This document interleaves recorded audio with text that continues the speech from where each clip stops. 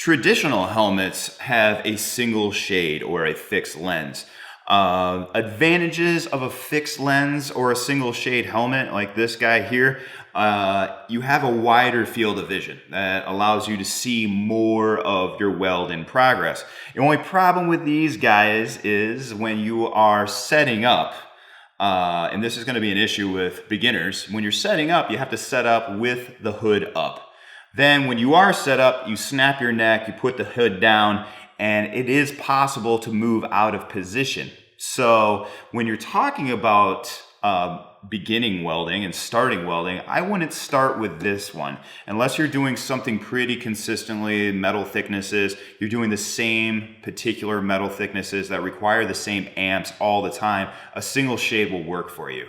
But for development, I think you should probably purchase an auto darkening helmet first.